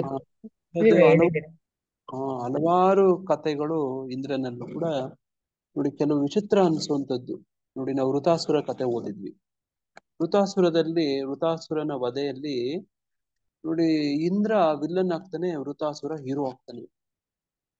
ನೋಡಿ ವಿಚಿತ್ರ ಅಲ್ವಾ? ಆತ ಅಸುರ, ಈತ ಸುರ ರಾಜ, ಸುರಾಧಿಪತಿ. ನೋಡ ಆತ ಹೀರೋ ಯಾರು? ಅಸುರ ಹೀರೋ. ಯಾರು ಸುರಾಧಿಪತಿ ಇರ್ತಾನೋ ಇಂದ್ರ ವಿಲ್ಲನ್. ಆ ಕತೆ ನೋಡಿ ನಿಮ್ಗೆ ಅರ್ಥ ಆಗುತ್ತೆ. ಓದಿ ಬಿಡ್ಬೇಡಿ, ಈ ಕಥೆನ ಓದಿ. ಹಂಗೆ ಏನೇನೋ ವಿಚಿತ್ರಗಳು ನೋಡಿ. ಈ ತರದ್ದು ಅಸುರರಲ್ಲೂ ಕೂಡ ದೈವಿ ಗುಣಗಳು ಇರ್ತವೆ ಕೆಲವರಲ್ಲಿ ನೋಡಿ. ಪ್ರಹ್ಲಾದ ಮಹಾರಾಜ ದೈತ್ಯ ವಂಶದಲ್ಲಿ ಹುಟ್ಟಿರ್ತಾನೆ ನೋಡಿ. ಆತನಲ್ಲಿ ಭಗವಂತನಿಗೆ ಮೆಚ್ಚುಗೆ ಆಗುವಂತದ್ದು ಶ್ರೇಷ್ಠ ಭಕ್ತ ಅನ್ಸ್ಕೊಳ್ಳೋ ರೀತಿ ನೋಡಿ ದೈತ್ಯರಲ್ಲಿ ಪ್ರಹ್ಲಾದ ನಾನು ಅಂತ ಹೇಳ್ತಾನೆ ನೋಡಿ. ಅದೇ ತರ ಬಲಿ ಮಹಾರಾಜ, ಆತನು ಕೂಡ ದೈತ್ಯ ನೋಡಿ. ಕೆಲವರೆಲ್ಲ ಹಿಂಗೆ ನೋಡಿ. ವಿಭೀಷಣ ರಾಕ್ಷಸ ಸಂತಾನ ನೋಡಿ. ಆತನು ಭಗವಂತನಿಗೆ ಬಹಳ ಇಷ್ಟ ನೋಡಿ. ಭಗವಂತನಿಗೆ ಬಹಳ ಪ್ರಿಯವಾದ ಭಕ್ತ. ಹಿಂಗಿರುತ್ತೆ. ಇದು ನಮ್ಮಲ್ಲೂ ಕೂಡ ಈ ತರ ಎಲ್ಲ ಸ್ವಭಾವಗಳು ಇರ್ತವೆ ನೋಡಿ. ಈಗ ನಮ್ಗೆ 2 ತರ ಅವಕಾಶಗಳಿರ್ತವೆ. ಏನು? ನರಕಕ್ಕೂ ಹೇಳ್ಕೊಂಡು ಹೋಗುವಂಥದ್ದು, ವೈಕುಂಠಕ್ಕೂ ಹೋಗುವಂಥದ್ದು, 2 ಕೂಡ ಅವಕಾಶ ಇರ್ತವೆ. ಇದನ್ನ ಯಾವ್ದನ್ನ ಹೆಚ್ಚು ಬೆಳೆಸ್ಕೊಂಡು ಹೋಗ್ತೀರಿ ಅನ್ನೋದು ನಮ್ಮ ಆಯ್ಕೆ ಇರುತ್ತೆ ನೋಡಿ. ಕಾಮ ಕ್ರೋಧ ಲೋಭ ಇಲ್ದೇನೆ ಇರಕ್ಕಾಗತ್ತಾ? ಇರುತ್ತೆ. ಯಾವ್ದನ್ನ ಪೋಷಿಸ್ತೀವಿ ಅನ್ನೋದು ಆಯ್ಕೆ ನೋಡಿ. ಹಂಗೆ ಇನ್ನೊಂದು ಉದಾಹರಣೆಯನ್ನು ಹೇಳ್ತಾರಲ್ಲ ಪ್ರಭು, ಒಬ್ಬ ಮನುಷ್ಯನಲ್ಲಿ 2 ರೀತಿಯ ನಾಯಿಗಳಿಗೆ ನೀವು ಒಳ್ಳೆ ನಾಯಿಗೆ ಊಟ ಹಾಕಿದ್ರೆ ಅದು ಹೇಗ್ ಬೆಳೆಯುತ್ತೆ, ಕೆಟ್ಟ ನಾಯಿಗೆ ಹಾಕಿದ್ರೆ, ಯಾಕಂದ್ರೆ ಅದ್ರಲ್ಲಿ 2ರಲ್ಲೂ ಕೆಟ್ಟ ನಾಯಿನೇ ತುಂಬಾ ಪ್ರಬಲವಾಗಿರುತ್ತಂತೆ. ಹೌದು, ಬೈಬಲ್ ಅಲ್ಲಿ ಈ ತರ ಹೇಳ್ತಾರೆ. ನೀವೇ ಹೇಳಿದ್ದು ಪ್ರಭು. ಬೈಬಲ್ ಅಲ್ಲಿ ಈ ತರದ ಒಂದು ಒಳ್ಳೆ ಉದಾಹರಣೆ ಕೊಡ್ತಾರೆ. ನನಗೆ ತುಂಬಾ ಇಷ್ಟ ಆ ಉದಾಹರಣೆಗಳು ನೋಡಿ. ಈ ತರದ್ದು ಒಂದ್ ಸಣ್ಣ ಕಥೆಗಳು ಬರ್ತವೆ ಬೈಬಲ್ ಅಲ್ಲಿ ಅಷ್ಟೇ. ಹೆಚ್ಚು ಇನ್ನು ಪುಟಗಟ್ಲೆ ಎಲ್ಲ ಇಲ್ಲ. ಇಷ್ಟೇ. Good dog, bad dog. Should not feed the bad dog, we should feed only the good dog. That bad dog should starve ನೋಡಿ. ಆ ಹಸುವಿಂದ ಅದು ಸೊರಗಿ ಹೋಗ್ಬೇಕು. ಕೆಟ್ಟ ನಾಯಿ ಅದೇ ಅಸುರಿ ಸ್ವಭಾವ. ಗುಡ್ ಡಾಗ್, ಒಳ್ಳೆ ನಾಯಿ, ಅದನ್ನ ಚೆನ್ನಾಗಿ ಪೋಷಿಸ್ಬೇಕು ನೋಡಿ. ಈ ತರದ್ದು ಅದು ದೈವಿ ಸ್ವಭಾವಗಳು ನೋಡಿ. ಈ ಅಧ್ಯಾಯದಲ್ಲಿ ಓದ್ತಿದ್ವಲ್ವಾ ನೋಡಿ. ಈ ತರ ಇಷ್ಟೇ, ಅದ ಕತೆ ಇಷ್ಟೇ, ಇನ್ನೇನ್ ದೊಡ್ಡ ಇಲ್ಲ, ಇಷ್ಟೇ ನೋಡಿ. ಇದನ್ನೇ ಚಿಂತನೆ ಮಾಡ್ಬೇಕು ನೋಡಿ. ಹಂಗೆ ಇಲ್ಲಿ ಕಾಮ ಕ್ರೋಧ ಲೋಭ ಅನ್ನುವಂಥವು ನಮ್ಮಲ್ಲಿ ಸಹಜವಾಗಿ ಇದ್ದೇ ಇರ್ತವೆ ನೋಡಿ. ಇದು ನರಕಕ್ಕೆ ಹೋಗುವಂತವುಗಳು ಅಲ್ಲಿ ಹಲವಾರಿದ್ರೆ ಈ 3ನ್ನೇ ಹೆಸರಿಸಿದ್ದಾರೆ ನೋಡಿ. ಇದಕ್ಕೆ ನರಕಕ್ಕೆ ದ್ವಾರ ಅಂತ ಹೇಳ್ತಿದ್ದಾರೆ. ಆ ದ್ವಾರಕ್ಕೆ ಏನಾದ್ರೂ ರಕ್ಷಣೆ ಇದೆಯಾ ಆ ಕಡೆ ಸಹಜವಾಗಿನೇ ಈ ಭೌತಿಕ ಪ್ರಪಂಚದಲ್ಲಿ ಏನೊಂದು ಟ್ರೆಂಡ್ ಅಂತಂದ್ರೆ, ಸಹಜ ಸ್ವಭಾವ, ನೈಸರ್ಗಿಕವಾಗಿ ಸ್ವಭಾವ ಏನು ಅಂದ್ರೆ ಮೇಲೆ ಹೋಗೋದಾ ಕೆಳಗಡೆ ಬರೋದಾ? ಪತನನೇ ಆಗೋದು. ನೋಡಿದೀರಾ?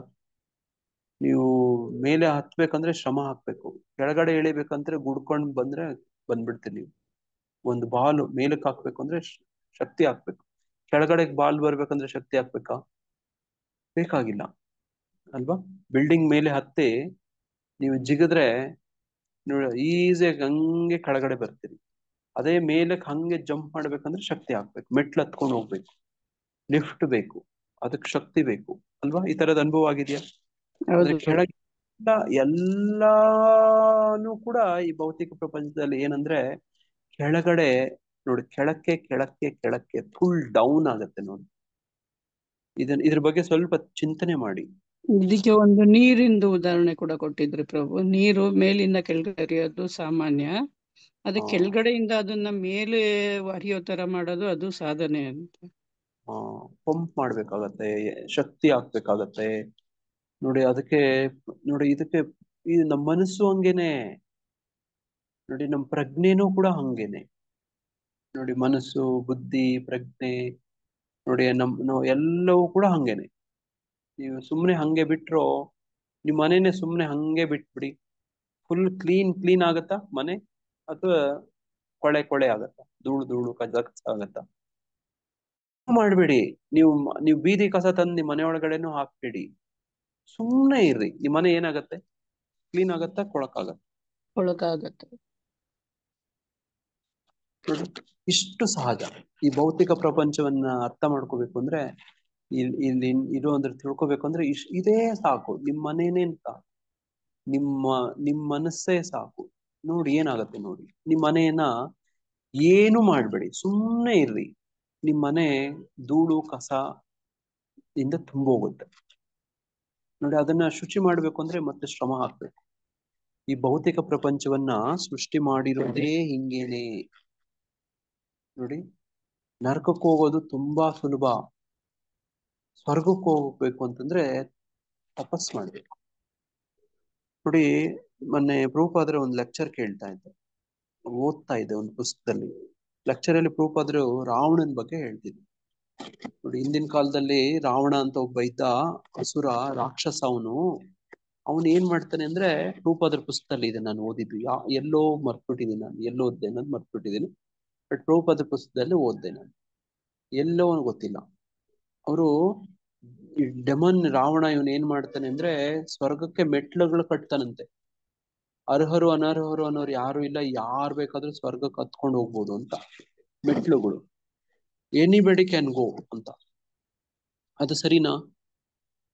ಯಾರಾದ್ರೂ MBBS ಅಡ್ಮಿಷನ್ ಸೀಟ್ ತಗೋಬೋದಾ? Anybody can take seat in MBBS ಮಾಡ್ಬೋದಾ? ಇಲ್ಲ ಪ್ರಭು, ಆಗಲ್ಲ, ಅರ್ಹರು ಮಾತ್ರ ಹೋಗೋದಕ್ಕೆ ಸಾಧ್ಯ. ಹಂಗ್ ತಗೊಂಡ್ರೆ ಏನಾಗತ್ತೆ? ಅಲ್ಲಿಂದ ಆಚೆ ಬರೋ MBBS ಡಾಕ್ಟರ್ಗಳು, MBBS ಜನಗಳು ಜಾಸ್ತಿ ಸಾಯ್ತಾರೆ. ಫೇಲ್ ಆಗ್ತೀವಿ ಪ್ರಭು.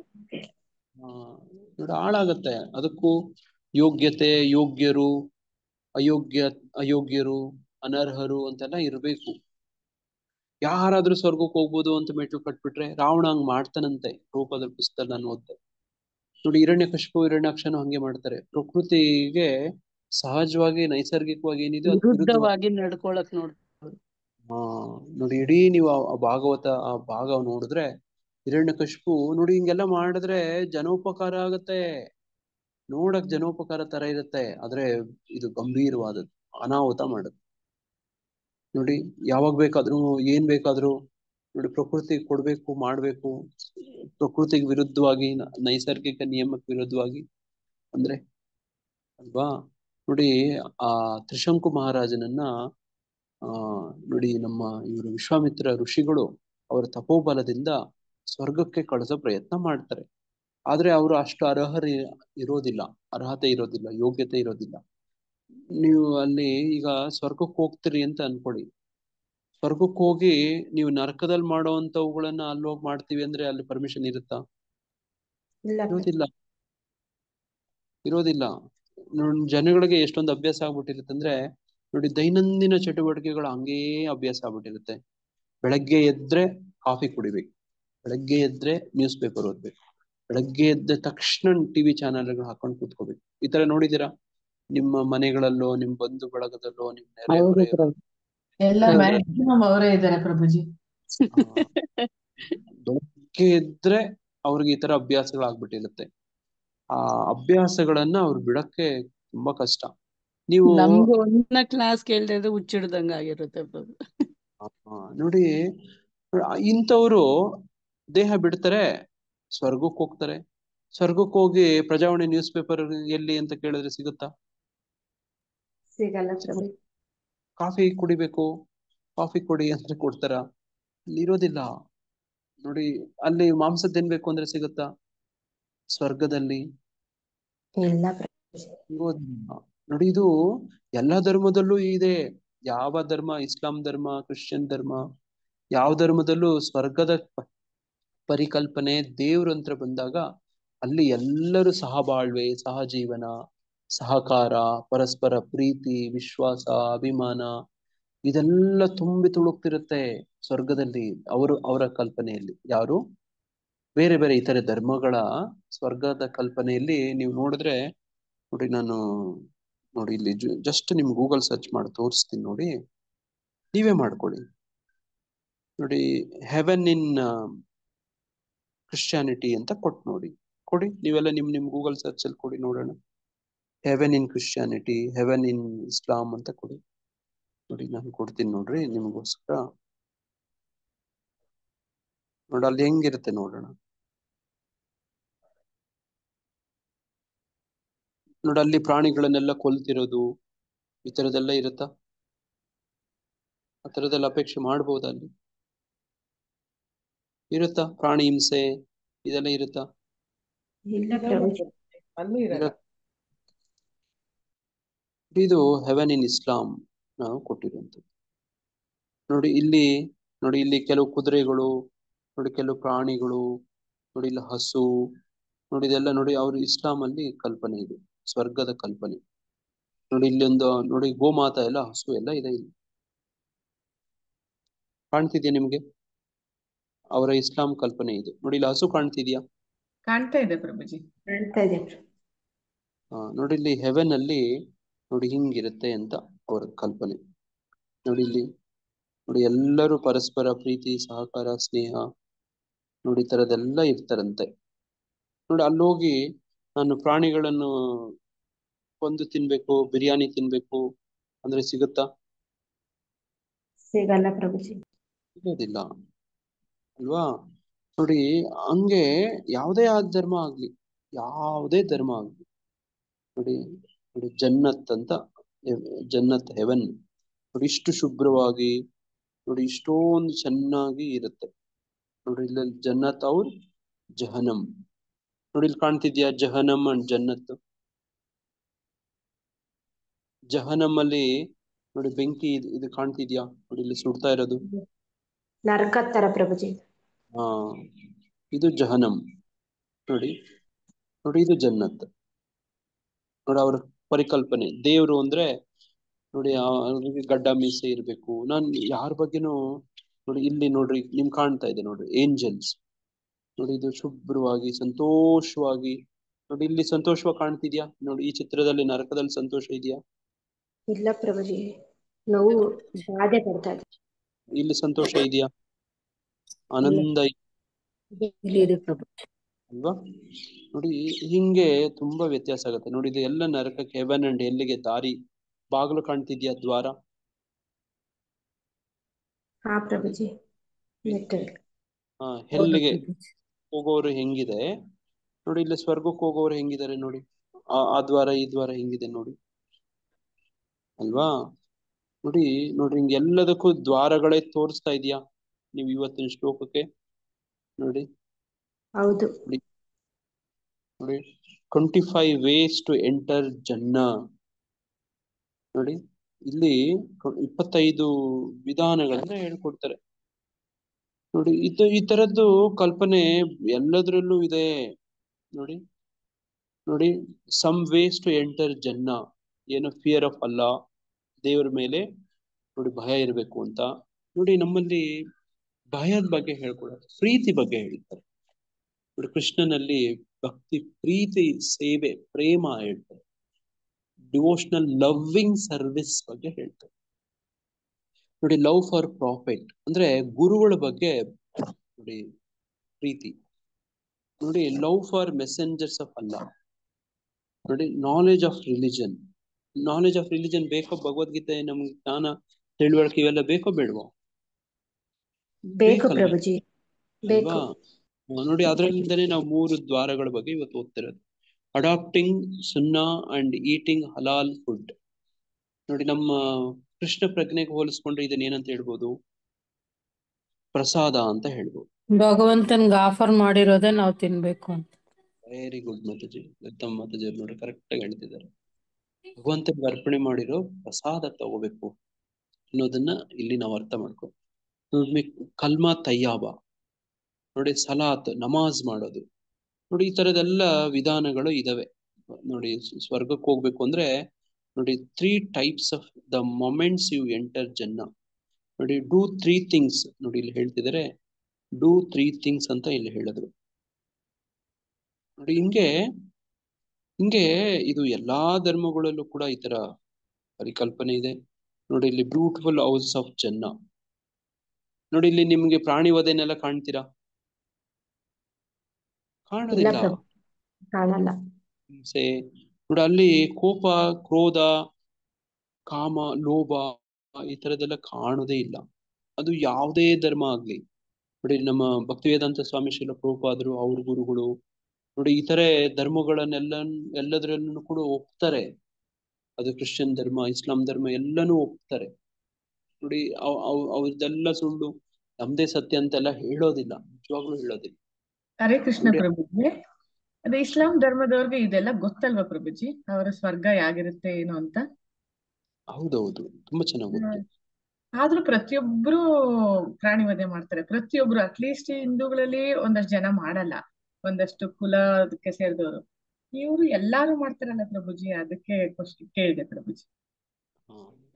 ನೋಡಿ, ಅದಕ್ಕೆ ಪ್ರಭುಪಾದರು ಹೇಳ್ತಾರೆ, ಬೈಬಲ್ ಅಲ್ಲಿ ಫಸ್ಟ್ ಮೊದಲನೇ ಕಮಾಂಡ್ಮೆಂಟ್ ಏನಂತ ಇದೆ? ಥೌ ಶಲ್ ನಾಟ್ ಕಿಲ್ ಅಂತ ಹೇಳ್ತಾರೆ. ನೋಡಿ, ಮೊದಲನೇ 10 ಕಮಾಂಡ್ಮೆಂಟ್ ಇದಾವೆ. ನೋಡಿ, ಅದರಲ್ಲಿ ಮೊದಲನೇದೇ ಯು ಶುಡ್ ನಾಟ್ ಕಿಲ್ ಅಂತ. ದೌ ಶಲ್ ನಾಟ್ ಕಿಲ್ ಅಂದ್ರೆ ಯು ಶುಡ್ ನಾಟ್ ಕಿಲ್ ಅಂತ. ಅದನ್ನ ತಿರುಚ್ತಾರೆ ಕೆಲವ್ರು ಸತಿ, ಬಹಳಷ್ಟು ಸತಿ ಬೈಬಲ್ ಏನು ಯು ಶುಡ್ ನಾಟ್ ಮರ್ಡರ್ ಅಂತ, ಅದು murder to the man only ಅಂತ ಏನ್ ಮಾಡ್ಕೊಂಡ್ಬಿಡ್ತಾರೆ ಅವರು. ಅದು ಮೂಲವಾಗಿರೋದು ಯು ಶುಡ್ ನಾಟ್ ಕಿಲ್ ಅಂತ. ಇದು ಇಸ್ಲಾಂ ಧರ್ಮಕ್ಕೂ ಕ್ರಿಶ್ಚಿಯನ್ ಧರ್ಮಕ್ಕೂ ಇವ್ರನ್ನೆಲ್ಲ ಅಬ್ರಹಾಮಿಕ್ ಧರ್ಮಗಳು ಅಂತ ಹೇಳ್ತಾರೆ. ಅಲ್ಲಿ ಕೆಲವೊಂದು ಮೂಲ ತತ್ವಗಳೆಲ್ಲ ಒಂದೇ ಇದಾವೆ ಹೆಸರು ಮೂಲವಾಗಿ ನೋಡಿದ್ರೆ. ಏನೇ ಆಗ್ಲಿ, ನಾವು ಇತರ ಧರ್ಮಗಳ ಬಗ್ಗೆ ಇಲ್ಲಿ ಪರಾಮರ್ಶೆ ಮಾಡೋ ಪ್ರಯತ್ನ ಮಾಡ್ತಿದ್ದೀರಿ. ನೋಡ್ರಿ, ಅಲ್ಲಿ ನೋಡಿ ಯಾವುದೇ ಒಂದು ಸ್ವರ್ಗ ಅಂತಂದ್ರೆ ಅಲ್ಲಿ ಶಾಂತಿ, ಸಹನೆ ನೋಡಿ ಈ ತರದೆಲ್ಲ ಇರುತ್ತೆ, ಪ್ರೀತಿ, ಪರಸ್ಪರ ಈ ತರದೆಲ್ಲ ಇರುತ್ತೆ. ಯಾರು ಆ ಧರ್ಮವನ್ನ ಸರಿಯಾಗಿ ಅರ್ಥ ಮಾಡ್ಕೊಂಡಿರ್ತಾರೋ ಅವ್ರಿಗೆ ಗೊತ್ತಿರುತ್ತೆ. ಅರ್ಥ ಆಯ್ತು ಮಾತಾಜಿ? ಅವರು ಆ ತರದ್ ಅನುಸರಿಸ್ತಾರೆ. ಯಾರು ಅನುಸರಿಸ್ತಾರೋ ಅವ್ರಿಗೆ ಲಾಭ ಇರುತ್ತೆ. ನೋಡಿ, ಯಾರು ಅನುಸರಿಸ್ತಾರೋ ಅವ್ರಿಗೆ ಲಾಭ ಇರುತ್ತೆ. ನೋಡಿ, ಇಲ್ಲಿ ಪರಸ್ಪರ ಸಹಕಾರ, ಪ್ರೀತಿ. ನೋಡಿ, ಇಲ್ಲಿ ನೋಡ್ರಿ, ಹೂವು ಒಬ್ರಿಗೆ ಇನ್ನೊಬ್ರು ಕೊಡ್ತಾ ಇದಾರೆ. ನೋಡಿ, ಇಲ್ಲಿ ಈತ ಯಾವ್ದೋ ಒಂದು ಹಾರ್ಕೊಂಡ್ ಬರ್ತಿದ್ದಾನೆ. ನೋಡಿ, ಇಲ್ಲಿ ಪಕ್ಷಿಗಳಿದಾವೆ. ನೋಡ್ರಿ, ಹಿಂಗಿರುತ್ತೆ. ನೋಡಿ, Quran describes heaven in many places with major theme being that of wealth and material abundance. Inhabitants of paradise will wear the likes of bracelets of gold and pearls and be dressed in fine silk and rich brocade. There will be green cushions and rich carpets of beauty, thrones encrusted with gold, abundance of fruits such as dates and pomegranates. Paradise will also have gardens bursting with constant flow of water, there with rivers flowing beneath, 2 springs pouring forth water in continuous abundance. Paradise is conceived as being a beautiful place for its inhabitants, which will include lofty gardens, shady valleys, fountains, rivers of milk. ನೋಡಿ, rivers of milk ಅಂತ ಹೇಳ್ತೀವಿ.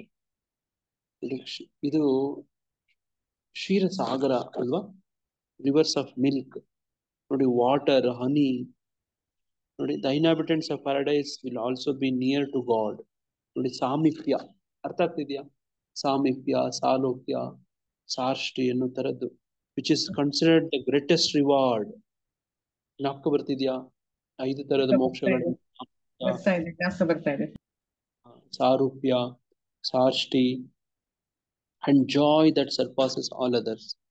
So ನೋಡಿ, ಹಿಂಗೆ ನೋಡಿ ನೋಡಿ ನೋಡಿ there will be fair women with beautiful, ನೋಡಿ, big and lustrous eyes. ನೋಡಿ, voluptuous women of equal age. According to Quran, these women are maidens who no man or jinn before them has touched, and to whom ನೋಡಿ, ಈ ತರದೆಲ್ಲ ವಿವರಗಳು ಇದಾವೆ. ನೋಡಿ, ಹಿಂಗೆಲ್ಲ ಇದಾವೆ. ನೋಡಿ, ಹಂಗೆ ನಾವೇನ್ ಅರ್ಥ ಮಾಡ್ಕೊಳ್ಳೋ ಪ್ರಯತ್ನ ಮಾಡ್ಬೇಕು ಅಂದ್ರೆ, ನೋಡಿ, ಇದು ವಿಶೇಷ. ಯಾವ್ದಾದ್ರೂ ಧರ್ಮದಲ್ಲೂ ಕೂಡ ನರಕದ ಬಗ್ಗೆ ಹೆದರಿಕೆ ಬೇಕು, ಸ್ವರ್ಗ ಭಗವಂತನ ಧಾಮದ ಬಗ್ಗೆ ಆಕರ್ಷಿತರಾಗ್ಬೇಕು. ಅದಕ್ಕೆ ಅಡ್ಡಿ ಯಾವ್ದಿದಾವೋ ಅದ್ರ ಬಗ್ಗೆ ಎಚ್ಚೆತ್ಕೊಳ್ಬೇಕು. ಅಡ್ಡಿ ಇರೋ ಬಗ್ಗೆ ಎಚ್ಚೆತ್ಕೋಬೇಕು. ಅಡ್ಡ ಯಾವ್ದು ಬರ್ತವೋ ಅದನ್ನ ಪಕ್ಕಕ್ಕೆ ಹಾಕ್ಬೇಕು. ನೋಡಿ, ಇದನ್ನೆಲ್ಲ ನಾನೇ ದೊಡ್ಡ ದೊಡ್ಡ ಪುರಾಣ ಭಾಷಣ ಮಾಡ್ತಿದ್ದೀನಿ. ನನ್ನ ಬಗ್ಗೆ ನಾನೇ ಕೂಡ ಚಿಂತನೆ ಮಾಡೋ ಸಂದರ್ಭ, ಸಮಯ ಇದು. ನೋಡಂಗೆ ಪ್ರತಿಯೊಬ್ಬ ವಿವೇಕಿಯು ಇವುಗಳನ್ನು ಬಿಡಬೇಕು. ಕಾಮ, ಕ್ರೋಧ, ಲೋಭ. ಈಗ ನಮ್ಮ ಹತ್ರ ಇದೆ, ಏನ್ ಮಾಡ್ಬೇಕು? ನೋಡಿ, ಬ್ರೇಕ್ ಹಾಕೋ. ಈಗ ಗಾಡಿ ನೋಡಿ, ಅದನ್ನ ಕಡಿಮೆ ಮಾಡ್ಕೊಳ್ಳೋ ಪ್ರಯತ್ನ ಮಾಡ್ಬೇಕು. ಅದಕ್ಕೆ ಕೊಟ್ಟಿರೋ ವಿಧಾನಗಳನ್ನ, ಸಾಧನ ಕ್ರಮವನ್ನ ಸರಿಯಾಗಿ ತಗೋಬೇಕು. ಏಕೆಂದ್ರೆ ಅವು ಆತ್ಮದ ಅವನತಿಗೆ ಕಾರಣವಾಗ್ತವೆ. ಭೌತಿಕ ಪ್ರಪಂಚದಲ್ಲಿ ನೀವು ನಿಮ್ ಮನೇನೆ ಕಸ ಗುಡಿಸದೆ ಬಿಟ್ರೆ ಅಲ್ಲೇ ನೀವೇನಾಗತ್ತೆ ನಿಮ್ ಮನೆ ಅಂತ ಗೊತ್ತು ಅಲ್ವಾ? ಹಿಂಗೆ ಭಾವಾರ್ಥದಲ್ಲಿ ಶ್ರೀಲ ಪ್ರಭುಪಾದ ಹೇಳ್ತಾರೆ, ಅಸುರಿ ಬದುಕಿನ ಪ್ರಾರಂಭವನ್ನು ಇಲ್ಲಿ ವರ್ಣಿಸಿದೆ. ನೋಡಿ, ಇದು ಅಸುರಿ ಬದುಕಿನ ಪ್ರಾರಂಭ. ಇದು ವರ್ಣನೆ ಯಾವುದು? ಕಾಮ, ಕ್ರೋಧ, ಲೋಭ. ಮನುಷ್ಯನು ತನ್ನ ಕಾಮದ ತೃಪ್ತಿಗಾಗಿ ಪ್ರಯತ್ನಿಸುತ್ತಾನೆ. ತೃಪ್ತಿ ದೊರೆಯದಿದ್ದಾಗ ಕ್ರೋಧ ಮತ್ತು ಲೋಭ ಹುಟ್ಟುತ್ತದೆ. ನೋಡಿ, 2ನೇ ಅಧ್ಯಾಯದ 17ನೇದ 14ನೇ ಶ್ಲೋಕದಲ್ಲಿ ಈ ತರ ಬರುತ್ತೆ. ಅಸುರಿ ಜೀವ ವರ್ಗಕ್ಕೆ ಜಾರಿ ಹೋಗಲು ಇಷ್ಟವಿಲ್ಲದ ವಿವೇಚನಾವಂತನು ಈ 3 ವೈರಿಗಳನ್ನು ಬಿಟ್ಟು ಬಿಡಲು ಪ್ರಯತ್ನಿಸಬೇಕು. ಈ ಲೌಕಿಕ ತೊಡಕೆಯಿಂದ ಬಿಡುಗಡೆಯು ಸಾಧ್ಯವೇ ಇಲ್ಲದಿರುವಷ್ಟು ಮಟ್ಟಿಗೆ ಅವು ಆತ್ಮವನ್ನು ಕೊಲ್ಲುತ್ತವೆ. ನೋಡಿ, ಆತ್ಮವನ್ನು ಸುಮ್ಮನೆ ಬಿಡ್ತವ? ನೋಡಿ, ಹಿಂಗೆ ತುಂಬಾ ಕಷ್ಟ. ಈ ಭೌತಿಕ ಪ್ರಪಂಚದ ಒಂದ್ ಬದುಕೆ ನಿಮ್ಮೆಲ್ಲರಿಗೂ ಅನುಭವ ಇದೆ ಅಲ್ವಾ? ನಿಮ್ಮೆಲ್ಲರಿಗೂ ಅನುಭವ ಇದೆ. ಈ ಒಂದು ಸೂಜಿ ಹಾಕ್ಸ್ಕೊಳ್ಳಿ, ಡಾಕ್ಟರ್ ಹತ್ರ ಹೋಗಿ ಒಂದು ಗ್ಲೂಕೋಸ್ ಹಾಕ್ಸ್ಕೊಂಡಾಗ ಆ ನರ ಹುಡುಕ್ತಾರೆ ಗೊತ್ತಾ? ಎಷ್ಟು ಕ್ರೂರವಾಗಿ ಹುಡುಕ್ತಾರೆ ಗೊತ್ತಾ? ಹಾಸ್ಪಿಟ್ಲ್ ಅಂದ್ರೆ ಅದಕ್ಕೆ ನರಕ ಅಂತ ಹೇಳಿ. ನೋಡಿ, ಹಂಗೆ ಮೊನ್ನೆ ನಮ್ಮ ಮಹಾರಾಣಿ ಮಾತಾಜಿಯವರ ಪತಿ ರಾಮಣ್ಣ ಪ್ರಭು ಅವ್ರನ್ನ ಭೇಟಿ ಮಾಡಕ್ಕೆ ಹೋಗಿದ್ವಿ. ಪ್ರಭುಜಿಯವರು ನಮ್ ಜೊತೆ ಹಂಚ್ಕೋತಿದ್ರು ಎಷ್ಟು ಕಷ್ಟ ಇತ್ತು ಹಾಸ್ಪಿಟ್ಲ್ ಅಲ್ಲಿ ಅಂತ. ನೋಡಿ, ಅದನ್ನ ಕೇಳಕ್ಕೆ ನಮಗೆ ಭಯ ಆಗತ್ತೆ. ಅವರೆಲ್ಲ ಹಾಸ್ಪಿಟ್ಲ್ ಅಲ್ಲಿ ಅಡ್ಮಿಟ್ ಆಗಿದ್ರು, ನಿಮ್ಗೆ ಇದೆಲ್ಲ ಅನುಭವ ಆಗತ್ತೆ. ಅತ್ಯುತ್ತಮವಾದದ್ದು ಏನಂದ್ರೆ, ಸಾಧ್ಯವಾದಷ್ಟು ನೋಡಿ ಭಗವಂತ ನಾಮಾಶ್ರಯ ತಗೊಳ್ಳೋದು, ಭಕ್ತರ ಸಂಘ ಮಾಡೋದು. ನೋಡಿ, ನಮ್ಗೆ ಕೊಟ್ಟಿರೋ ಸಾಧನ ಕ್ರಮ ತುಂಬಾ ಸುಲಭವಾದದ್ದು, ಮಾಡಕ್ ಸಾಧ್ಯ ಆಗುವಂಥದ್ದು. ಹರೇ ಕೃಷ್ಣ. ಈ ತರದ್ದೊಂದು ಪ್ರಯತ್ನ ಪಟ್ಟು ಈ ನರಕ ದ್ವಾರಗಳ ಬಗ್ಗೆ ಎಚ್ಚೆತ್ಕೊಳ್ಳೋಣ. ನಮಗೆ ಕೊಟ್ಟಿರುವಂತ ಕ್ರಮವನ್ನ ಅಭ್ಯಾಸ ಮಾಡ್ತಾ ನೋಡಿ, ಇದರಿಂದ ತಪ್ಪಿಸ್ಕೊಳ್ಳೋಂಥ ಪ್ರಯತ್ನ ಮಾಡೋಣ. ಎಷ್ಟೋ ಜನ್ಮಗಳನ್ನ ನಾವು ಹಿಂದೆ ತಗೊಂಡಿದೀವಿ. ನಿನ್ನೆ ಭಾಗವತ ಪ್ರವಚನ ತುಂಬಾ ಚೆನ್ನಾಗಿತ್ತು. ತಾವೆಲ್ಲರೂ ಕೇಳ್ಬೇಕು ಅಂತ ನಾನು ಪ್ರಾರ್ಥನೆ ಮಾಡ್ಕೊತೀನಿ. ಗ್ರೂಪ್ ಅಲ್ಲಿ ಲಿಂಕ್ ಹಾಕಿದ್ದೀನಿ. ಯಾರಾದ್ರೂ ಕೇಳಿದ್ರ? ಅಲ್ಲಿ ಲಾರ್ಡ್ ಕೃಷ್ಣ ಬಗ್ಗೆ, ಭಗವಂತನ ಬಗ್ಗೆ ಭಾಗವತ ಪ್ರವಚನ ನಮ್ ದೇವಸ್ಥಾನದಲ್ಲಿ ಲಿಂಕ್ ಹಾಕಿದೀವಿ. ದಯವಿಟ್ಟು ಕೇಳಿ. ನೋಡಿ, ಕೇಳಿ, ದಯವಿಟ್ಟು ಕೇಳಿ, ದಯವಿಟ್ಟು ಕೇಳಿ. ಭಾಗವತ ಪ್ರವಚನ ನಿನ್ನೆ ನಮ್ ಟೆಂಪಲ್ ಅಲ್ಲಿ ಆಗಿದ್ದು ಹಂಚ್ಕೊಂಡಿದೀವಿ.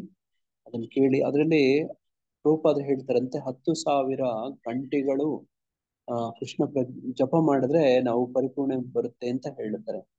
ಆದ್ರೆ ಅದು 10,000 ಗಂಟೆಗಳನ್ನ ಹೆಂಗ್ ಮಾಡ್ತೀವಿ ಅನ್ನೋದು ಕ್ರಮವಾಗಿ ಸರಿಯಾಗಿ ಮಾಡ್ಬೇಕು ಅಂತ ನನ್ನ ಒಳ್ಳೆ ಪ್ರವಚನ ಕೊಟ್ರು. 10,000 ಜನ್ಮಗಳು ತಗೊಂಡ್ರೇನು ಕೂಡ ನೋಡಿ ಅಂತಕ್ಕೆ ತಲುಪ್ತೀವೋ ಇಲ್ಲೋ ಅನ್ನೋ ತರ ಹೇಳಿದ್ರು. ಸ್ವಲ್ಪ ಕೇಳಿ, ತುಂಬಾ ಚೆನ್ನಾಗಿತ್ತು. ಹರೇ ಕೃಷ್ಣ. ಪ್ರಶ್ನೆಗೆ ಸಮಯ ಇಲ್ಲ. ಏನಾದ್ರು ವಿಶೇಷ ದಿನ ಇದೆಯಾ ಮಾತಾಜಿ? ಇಲ್ಲ ಪ್ರಭುಜಿ, ಏನು ಹೇಳಿಲ್ಲ. ಓಕೆ ಹರೇ ಕೃಷ್ಣ. ಬೇರೆ ಯಾರಾದ್ರೂ ಏನಾದ್ರು ಹೇಳೋದಿದ್ಯಾ? ಹೊಸ ಭಕ್ತರು ಯಾರಾದ್ರೂ ಇದಾರ?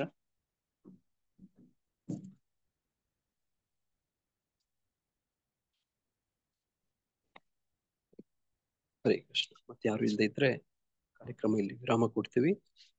ಕಲ್ಪತರುಭ್ಯಶ್ಚ ಕೃಪಾ ಸಿಂಧುಭ್ಯೇವ ಚ ಪತಿತಾನಾಂ ಪಾವನೇಭ್ಯೋ ವೈಷ್ಣವೇಭ್ಯೋ ನಮೋ ನಮಃ. अनंत कोटि वैष्णव वृंद की जय, श्री प्रभुपाद की जय, समवेत भक्त वृंद की जय, हरे कृष्ण महामंत्र की जय. हरे कृष्णा कृष्ण कृष्ण हरे हरे, हरे राम राम राम हरे हरे. हरे ಕೃಷ್ಣ.